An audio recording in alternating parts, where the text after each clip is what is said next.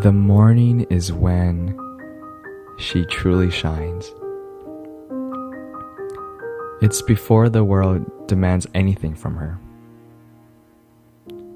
It is at this very moment when she is truly herself, strong, yet graceful at the very same time. It's possible that not many people saw her that way, but it's safe to say that I do. And let's be honest here. She's not entirely good looking. She doesn't stand out in any way. Her clothes are nothing special. And the back of her hair, the back of her hair is still slightly bent out of shape from sleep. The baggage on her eyes accentuates the passing of her youth. But still, I know from 50 yards away that this girl, this very girl right in front of your own eyes, that she is the 100% perfect girl for me in this beautiful July morning.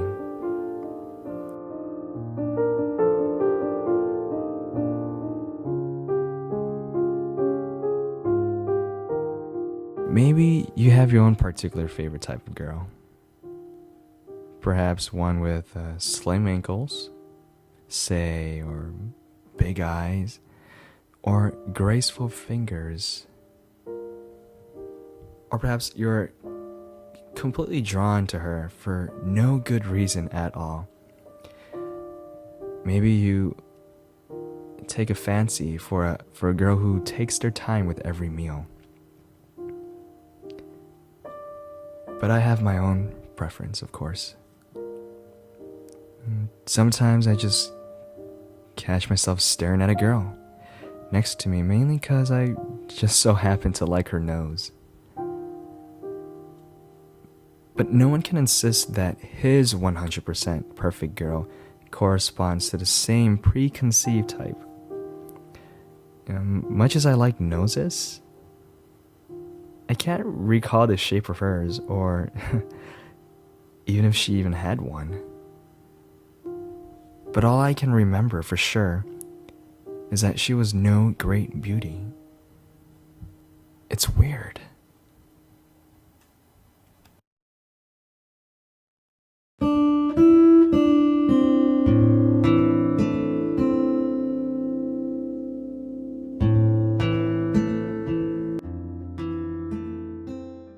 So yesterday, I met the 100% perfect girl.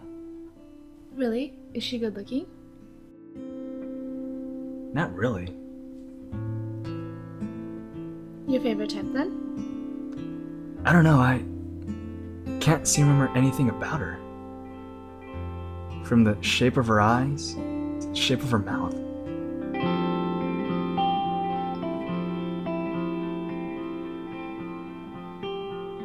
So anyhow, what did you do? Talk to her? Follow her? Nah. Just walk on by. She to the east from west, and I to west from east.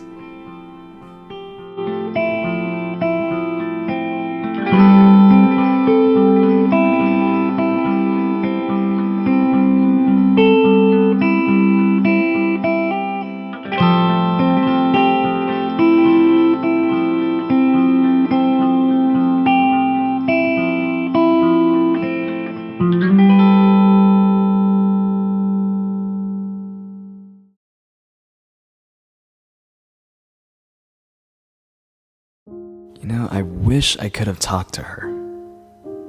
Half an hour would have been plenty.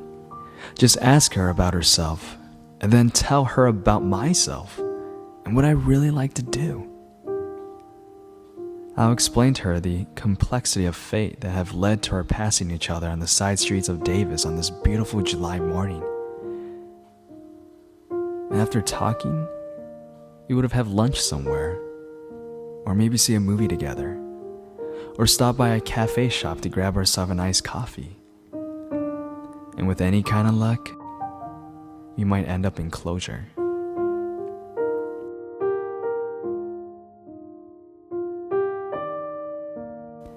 Potentiality knocks on the door of my heart, but now the distance between us has narrowed to 15 yards. How can I approach her? I mean, what should I say? Good morning, miss. Do you think you could spare half an hour for a little conversation? Ridiculous, I sound like an insurance salesman. Pardon me, but would you happen to know if there's any all-night cleaners in the neighborhood? No. That's just awkward. I'm not gonna be carrying any laundry for one thing. I mean, who's gonna buy a line like that? Maybe the simple truth would do. Good morning. You are the 100% perfect girl for me. No. She wouldn't believe it. Or even if she did, she might not want to talk to me. Sorry, she could say. I mean, I might be the 100% perfect girl for you, but you're clearly not the 100% boy for me. I mean, it could happen. And if I find myself in that situation, I'll probably go to pieces. I know exactly what I should have said to her. It would have been a long speech. It would have started, once upon a time, and ended. A sad story, don't you think? Once upon a time, there lived a boy and a girl. The boy was 18, and the girl 16. And he wasn't unusually handsome, and she was not especially beautiful. One day, the two came upon each other in the corner of a street. "This is amazing," he said. "I've been looking for you all my life. You may not believe this, but you're the 100% perfect girl for me. And you," she said to him, "are the 100% perfect boy for me. Exactly as I pictured you in every detail. It's like a dream." They sat together, held hands, and told each other their stories hours after hours. They were not lonely anymore, and they had found and been found by their 100% perfect other. The boy said to the girl, "Let's test ourselves, just once. If we really are each other's 100% perfect lovers, then sometime, somewhere, we will meet again without fail. And when that happens, we know that we are 100% perfect ones. We'll marry then and there. What do you think?" "Yes," she said.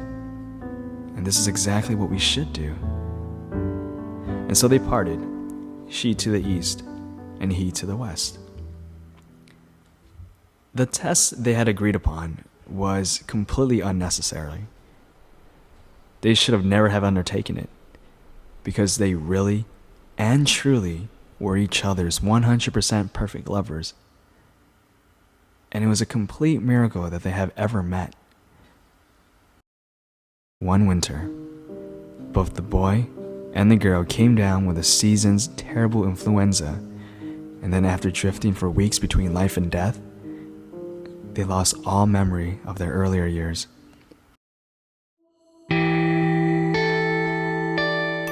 So time passed with shocking swiftness, and soon the boy was in the mid-20s and the girl in her earlier 20s.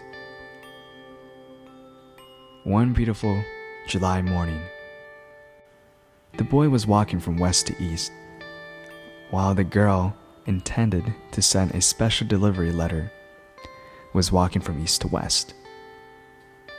But along that same narrow street on Davis neighborhood of California, they passed each other in the very center of the street, and the faintest glim of their lost memories glimmered for the briefest moments in their hearts.